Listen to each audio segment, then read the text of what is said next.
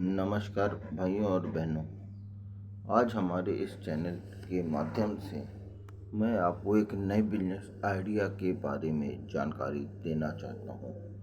वो business idea है cloud kitchen open करने का आइडिया, बिजनेस आइडिया। ये क्लाउड किचन जो है वो आप कहीं से भी ओपन कर सकते हैं। इसके लिए आप चाहे तो दुकान लेके एक रेस्टोरेंट टाइप का बना सकते हैं और या फिर घर से कर सकते हैं। इसमें क्या होता है कि आपको जो है खाना बनाना होता है और कई फूड ऐप्स में अपने खाने को लिस्टिंग करानी होती है और उससे के मार्फत आपको ऑर्डर मिलता है और इसमें जो है अच्छा मुनाफा गेन किया जा सकता है। यदि इसको मुनाफा गेन करने के लिए भी कुछ पॉइंट को आपको ध्यान रखना पड़ता है, क्योंकि आप खाना बना रहे हैं। खाना अच्छा होना चाहिए, स्वादिष्ट होना चाहिए और ताज़ा होना चाहिए। ये 3 चीज़ ज़रूरी है। फूड लाइसेंस लेना पड़ेगा, ये बताने की ज़रूरत तो है ही नहीं। फूड लाइसेंस की ज़रूरत इसमें पड़ेगी, क्योंकि कोई भी चीज़ यदि घर के बाहर बन रही है या घर के पर्पस के अतिरिक्त बन रही है, बेचने के पर्पस में, तब फूड के लाइसेंस की ज़रूरत पड़ती ही पड़ती है। तो इसलिए आप लोग भी फूड का लाइसेंस ले लीजिएगा सावधानी के तौर पे। दूसरा, कोई भी प्रोडक्ट यदि आप लिस्ट करें तो पहले उसमें क्या कॉस्टिंग आ रही है, क्या चीज़ पड़ रही है, कितने की पड़ रही है, कितना आय है, कितना व्यय है, ये सब जब पूरी तरह कैलकुलेट कर लें तभी आप इसको डालिएगा।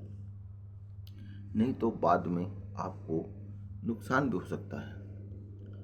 तीसरी बात, जिस वेबसाइट को आप या किसी साइट को जब आप खाना ऑर्डर देने के लिए आपने को लिस्ट करते हैं तो उसका कमीशन देखना बहुत ज़रूरी है। कितना कमीशन लेता है। जैसे कई हैं, उनके कमीशन इतने ज़्यादा हैं कि आप यदि सही रेट नहीं रखेंगे तो आपको फ़ायदे की जगह नुकसान होने लगेगा। तो ये भी देखिएगा कमीशन कितना पड़ रहा है। दूसरी बात, इन्वेंटरी।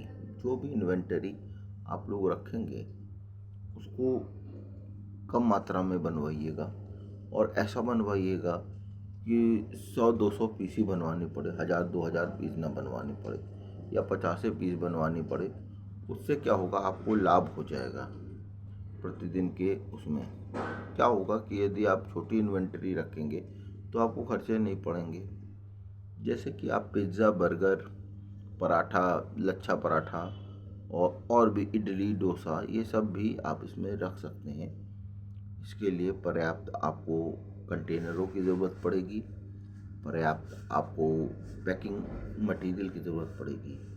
ये पैकिंग मटेरियल कम मात्रा में ख़रीदा जाए तभी आपको लाभ है, क्योंकि भाई आपको ऑर्डर किसी और चीज़ का आ रहा है, आप माल किसी और चीज़ का भरे हैं तो उससे नुकसान हो जाता है। दूसरी बात, ये सब हो गई। एक और बात बताना चाहूँगा, ऐसे प्रोडक्ट को सिलेक्ट करिएगा कि जो आपस में ओवरलैप करते हो। मतलब यदि आप बर्गर ले रहे हैं और बर्गर ले लें और पिज़्ज़ा ले लें तो इसके इंग्रेडिएंट ज़्यादातर समान ही रूप से होते हैं, ज़्यादातर एक ही टाइप के ही होते हैं, कोई बहुत बड़ा फ़र्क नहीं होता है। या पनीर पराठा हो गया, इसके भी इंग्रेडिएंट या लच्छा पराठा कुछ कुछ मिलते हैं। जैसे मैदा होता है, पनीर होता है, पनीर पराठा, इन सब में पनीर पड़ता है, टमाटर पड़ता है, इत्यादि अन्य सब्जियां पड़ती हैं। तो इंग्रेडिएंट आपस में एक दूसरे पे चले जाते हैं, खप जाते हैं, तो आपको नुकसान नहीं लगता है।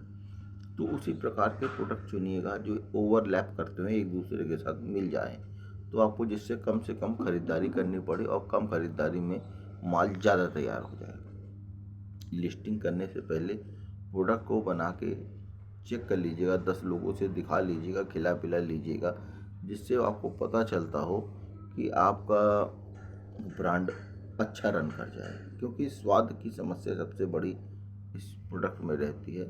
स्वाद लोगों को नहीं मिल पाता।